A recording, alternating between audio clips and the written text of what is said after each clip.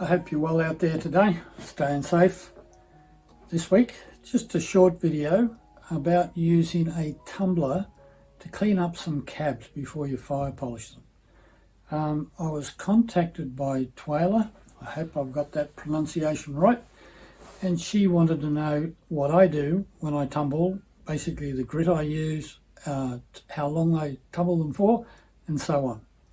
So the first thing I'm going to do is I'm going to show you the tumbler that I actually use.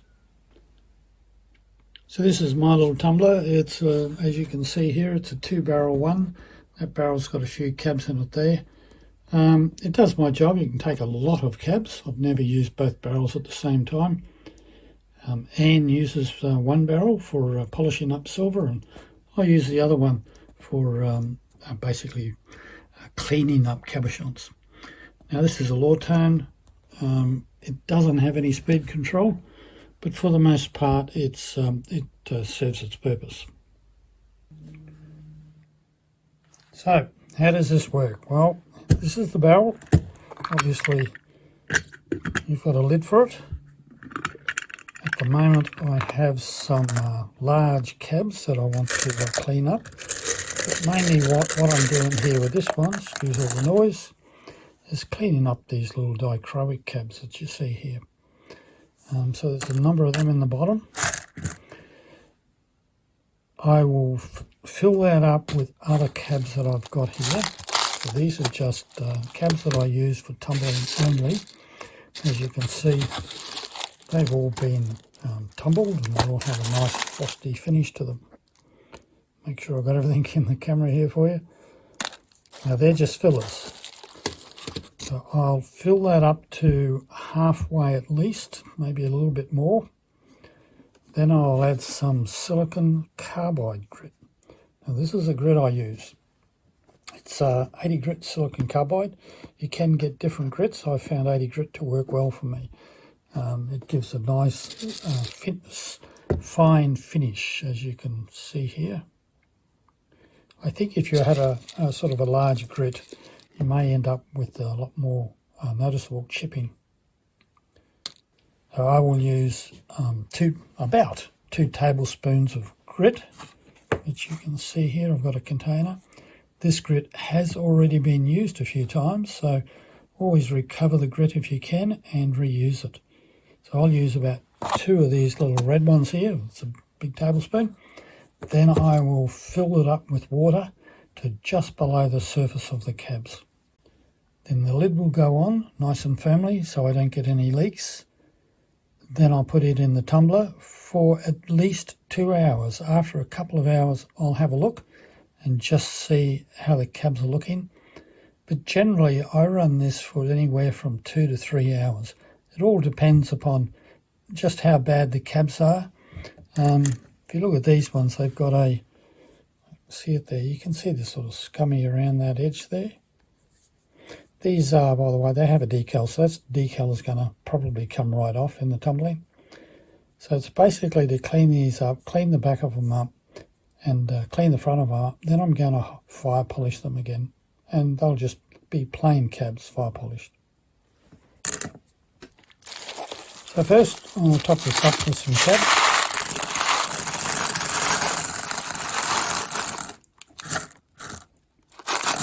About there. It's a little bit over halfway, excuse all the noise, and we'll add some grit.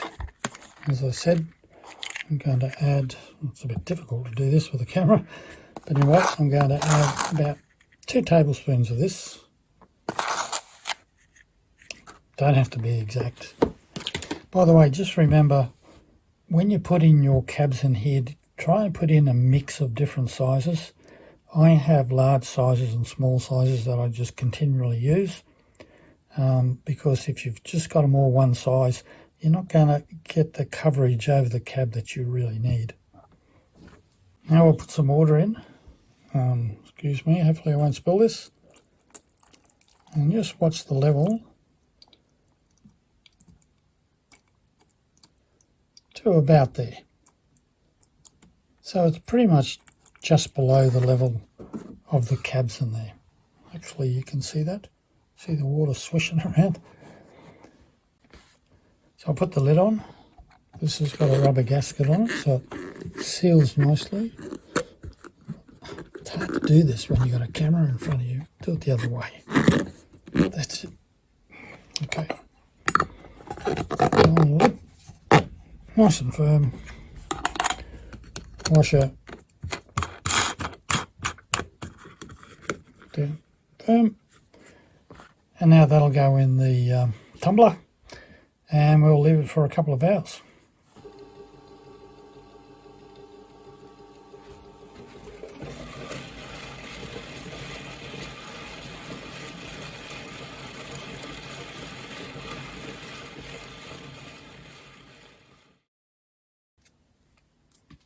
It's been a couple of hours. I've stopped, taken a few cabs out, washed them, and this is what they look like at the moment. They're getting there. You can see there's a bit of they're getting dull on the outside, but there's still a bit of a shine in there, so they really haven't completed. So I'm going to put these back in and probably do it for maybe another 2 hours, and I think we'll be done.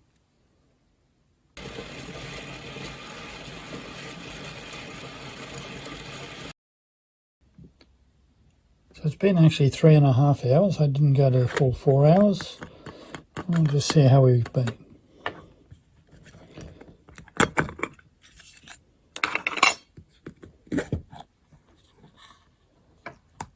Well, looks nice and scummy.